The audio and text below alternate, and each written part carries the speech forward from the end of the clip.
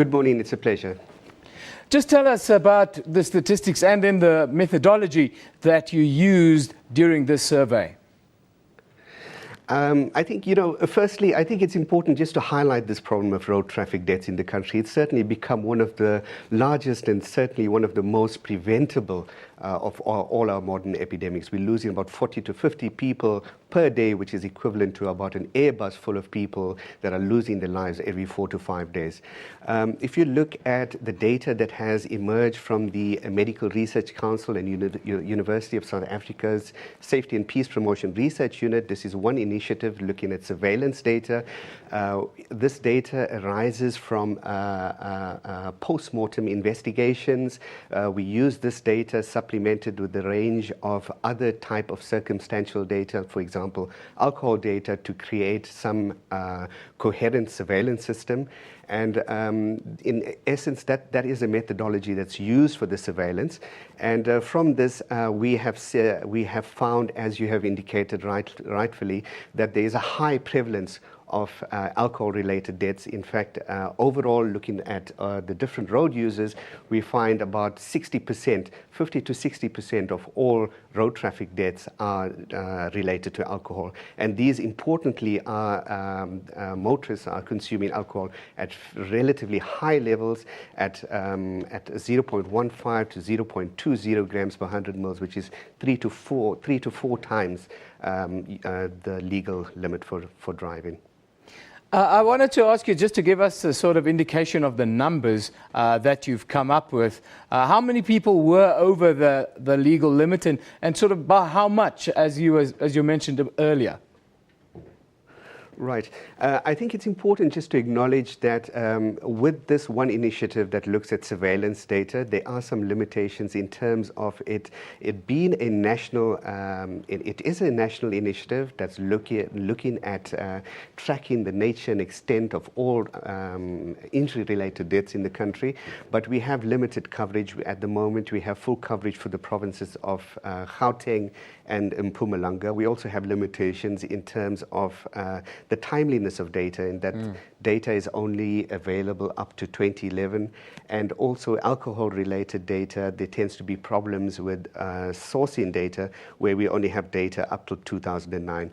But having said that, with these limitations, it certainly gives us some indication of the prevalence and the extent of the problem, although we have limitations in terms of adequately tracking the patterns on a timely basis. So there's opportunities for improvement, and in terms of the numbers, yes, we have like about 1/3 of coverage of all cases in the country, and of all these non-natural deaths, or which are the injury-related deaths, that includes, for example, homicide, violence, other unintentional injuries. About 1/3 of them are due to road traffic deaths, and then of all road traffic deaths, we have about 40% of these cases that are due to pedestrian-related injuries, a further 15% to driver-related injuries, and a further 15% due to passenger injuries. Now, the pedestrians, I'm quite interested in the pedestrians themselves, because there's quite a high number of pedestrians who are also under the influence of alcohol. Just give us an idea as to what the research shows, and then the campaigns always seem to be aimed at drivers not drink driving. How do you target pedestrians, and how do you get them then to improve their behavior? Yes, most certainly. I think it's a challenging area for intervention. But firstly, just starting with the statistics, as I've indicated, the largest prevalence and the highest levels of consumption has been found with pedestrian-related cases, and there we're looking at about 60% of all pedestrian-related deaths were related to alcohol, and then of these, the average was at 0.22 milligrams per 100 mils, which is certainly at quite dangerous levels of consumption. If we look at those levels of consumption, there's evidence to show that the relative risk of being involved in a fatal crash is approximately 60 to 80 times as compared to someone who hasn't consumed alcohol. In terms of opportunities for intervention, I think I think this relates to this idea of causation. causation is certainly, we cannot attribute it to any single road user. Often the case, if a pedestrian is involved in a crash, it doesn't necessarily mean the pedestrian is fault. We have to look at road traffic deaths as part of a broader system comprising different dimensions of road users, of the vehicle environment, looking at the vehicles, and it is a contribution or an interaction of the different factors with these different elements of the system that contributes to road traffic deaths.